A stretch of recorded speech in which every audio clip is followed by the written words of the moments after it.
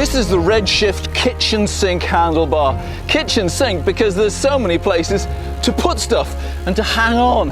However, when I was fitting it, I made quite a mistake, and you do not want to do the same.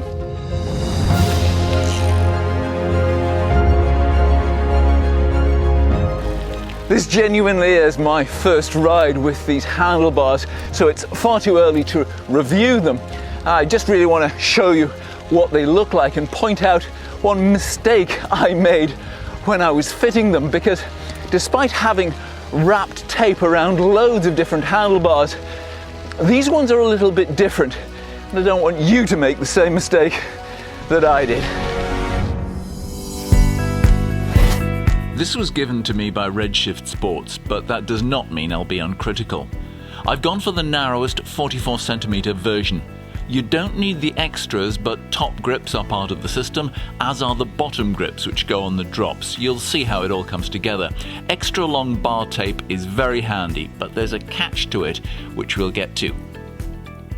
My first issue is whether the existing gear cable and hydraulic hoses are long enough to put the brake shifters on the wider bar. This would be a big consideration if you went for a really wide bar. So strip off the old bar tape, remove the old handlebars from the stem and fit the new ones. Well, they both seem to fit okay. The cables look like they will be good enough to snug back, and surprisingly for flared bars, they actually don't seem to flare out that much in terms of where the hoods are. I have taken it off here and just tried it outside. It's lashing down with rain, so I can't give it for a proper ride. But they might be all right. So I've opened up the top grips box, and we have the grips themselves, and we have some double-sided tape, some reinforced tape, and an alcohol wipe. And again, a reminder, read instructions prior to installation. They're good, and the videos on Redshift's YouTube channel are even better. These explain the procedure clearly, so I won't try. Fitting the top grips and cutting them to length was simple enough even for me, until it came to wrapping the bars. It was around this point that I went a bit wrong, which you won't want to. There are several schools of thought when it comes to wrapping bar tape, and I won't talk you through the whole process because there's loads of online videos to show you that. But Redshift has a logo on it, and that adds a new dimension. It kind of depends on whether you want your bar tape to spiral inwards neatly or all wrap in the same direction. So this is the mistake I made and how to avoid it. On the left side, I would wrap the tape anti-clockwise. The idea is that when I grip, I will actually pull that tape tighter. Now, for exactly the same reason, on the right side, I would wrap it in the opposite direction, which is clockwise.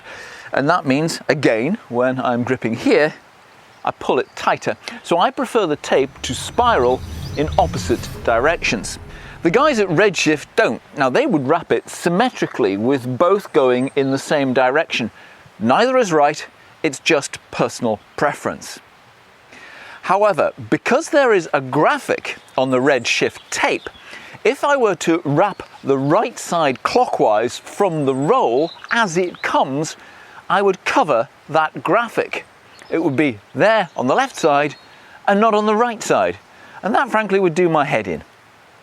So if you want to have the tape spiraling in opposite directions so it follows your grip pattern, here's what to do. Start the right drop on the inside of the roll at the opposite end of the bar tape, and then wrap it clockwise, and then it will work out correctly. Now, I highly recommend you look at the many online videos about wrapping bar tape, and bear this in mind. Because I didn't realise all that when I was wrapping, and starting on the right, I wrapped anti-clockwise to keep the logo. Swapping things around on the other side, I tore the tape and had to get more, and it all stemmed from that one mistake.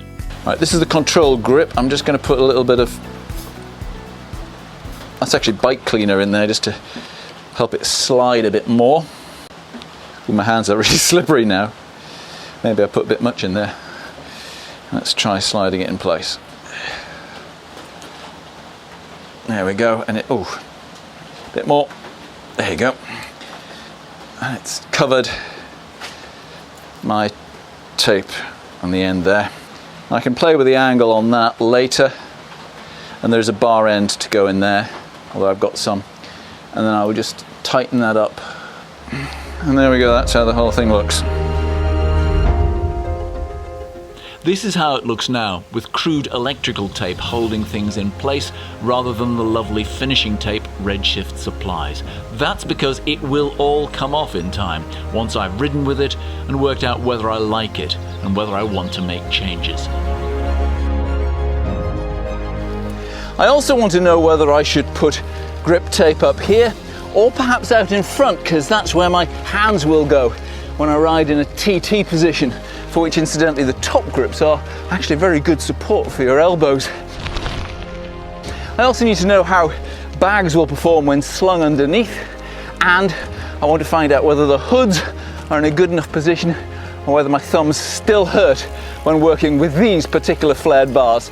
So I will do a review, but I'll need some proper conclusions first. If you don't want to miss it, please make sure you subscribe. If you can give us a thumbs up, that would be fantastic. And we'll see you again next time.